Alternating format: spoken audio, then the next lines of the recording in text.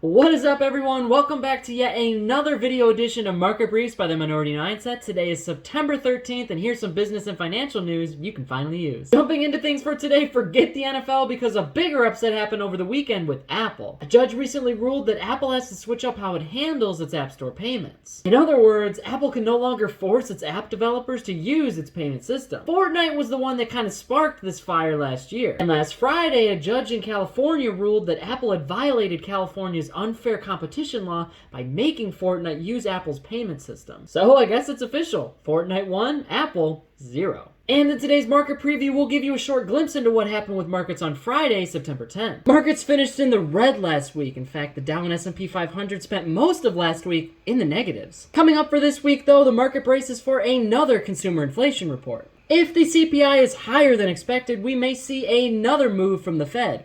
Just maybe. In addition, a major retail sales report is expected to be released this week. But it's expected to show a significant slowdown in spending as people go out less and in turn spend less. Next up, we have this week's first financial tip of the day. And it has us asking, who's Roth? And while Roth is not an actual person, it's definitely something you should know about to help you crush your financial goals. Simply put, a Roth IRA offers you tax-free income when you retire. But when you take a closer look and size it up against the other options that you have, there could be some instances where it's maybe not your top pick. If you want to learn more about Roth IRAs and if it actually will work in your financial plan, we wrote an entire article and guide on this topic on theminoritymindset.com, and I'll leave a link to that article in the description below. Before we move on to today's first main story of the day, I need you to do me a quick favor and smash that thumbs up button below and hit that little notification bell too. That way YouTube can show our videos to other money minds around the world and we can continue to make videos just like this one. Thanks for doing that. Our first main story of the day is economy, and money minds, we are still a long way from home. Here's what happened. So far, the pandemic has been an ever-present thorn in the economy's side since 2020. And despite the progress that it's made since then, we are still a long way from normal. We've taken some steps forward, like back in spring of 2021, growth predictions improved and businesses were very hopeful that economic activity would return to normal levels. Central banks around the world have even begun ripping the stimulus band-aid off the economy, and many companies have returned to office life. But we've also taken some major steps back, like now that summer is coming to an end, predictions aren't nearly as optimistic as they were back in the spring. Though we have made some progress, the economy is once again in a limbo state, similar to what we felt back in April of 2020. Delta cases are rising, not just in the US, but globally, and events and companies are beginning to cancel normal activities. Just last week, Microsoft canceled its plans to fully reopen its US offices. Amazon and Facebook are also now looking to reopen their offices sometime in 2022, and major conventions like the National Rifle Association's annual meeting have been moved to be fully virtual. Airlines have also seen a huge decrease in activity over the last few months,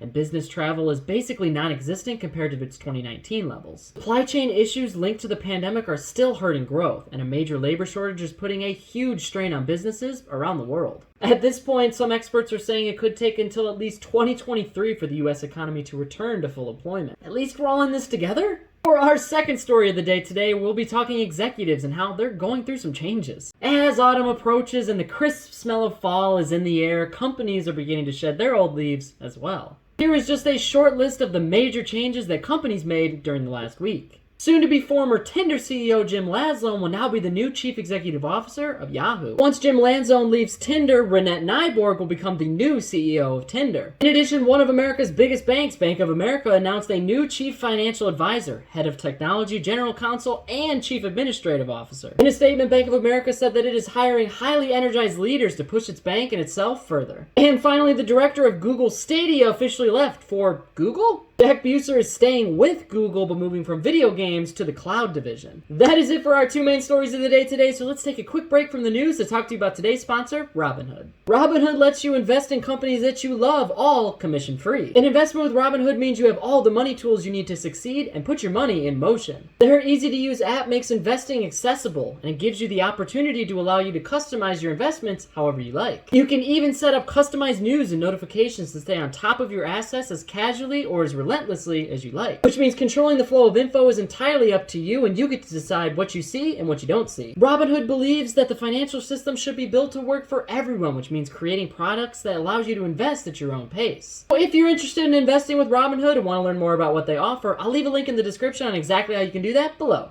Oh, and just for signing up for Robinhood, they'll even give you your first stock for free. So before you go, make sure you check out that link in the description below.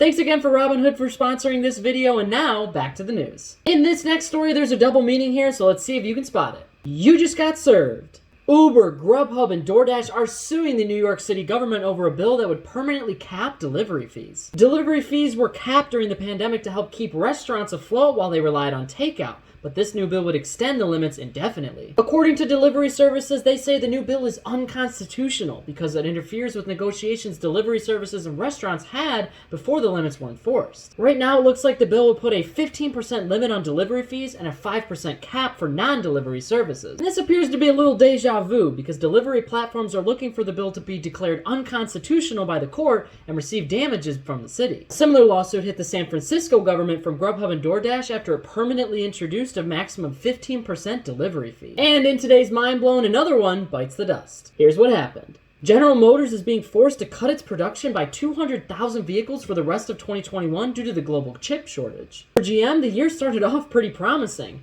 It delivered around 1.1 million vehicles in North America for the first half and was only expecting to cut production down by around 100,000 units from there. But now this number has nearly doubled, and now almost all of its North American production lines are temporarily closed. And GM is not the only automaker struggling through this chip shortage. Ford saw a 30% dip in sales last month, its lowest rate since June of 2020. Toyota also has to slash its production by 40% for the month of September. Right now, the industry is hoping by 2022 they can somewhat get back on track to a usual production level. Overall, the global chip shortage has cost the automotive industry a $110 billion in revenue just this year. So used cars looking pretty good right now, except for those prices are going up too. We really can't have anything, can we? Next up is today's Mind Break, which is much better than 2020 vision. The Facebook RayBan collaboration is one that we definitely did not see coming. The tech giant Facebook is trying its hand at creating smart glasses or internet-connected spectacles. And this isn't even the first time that we've heard about smart glasses. Both Snap and Google both tried the same thing over the last 7 years, but they both were a flop. And while Facebook's new creation hasn't had the warmest welcome yet, they still could be pretty cool. The tech RayBans will have a built-in speaker, microphone, companion app, and come with a charging case. In addition, these smart glasses will allow the wearer to listen to music, talk to people, and post photos and videos all on social media, all while wearing the glasses. So it's like a phone, but on your face.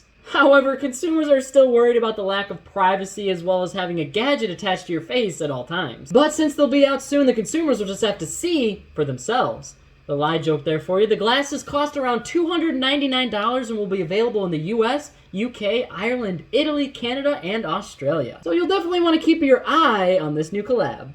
Money Minds, it is time to pick your brain, which leads us to our second sponsor of the day, CIT Bank. CIT Bank is an online bank that pays you a much higher interest rate on your savings, charges no fees, and they are FDIC insured. With CIT Bank, you can grow your savings much faster than the competition. And if you want to learn more about how much you can earn on your savings with CIT Bank, I'll leave a link in the description to how you can check them out below. Huge shout out to CIT Bank for sponsoring this video, and now here's another thing to pick your brain. On Friday, President Biden and the Department of Labor said that all employers with 100 or more employees will require their workers to be vaccinated or undergo weekly testing. And if businesses don't comply with this new rule, they can face fines of up to $14,000. Right now, this plan will affect around 80 million private sector workers. In the Money Mind section, we pull comments directly from you from our YouTube, Instagram, and TikTok accounts. So if you're a Money Mind that wants the chance to be featured in our next edition of Market Briefs, drop us a comment below and join the conversation. This comment is from our YouTube channel from Jojo Curvilla, and it reads,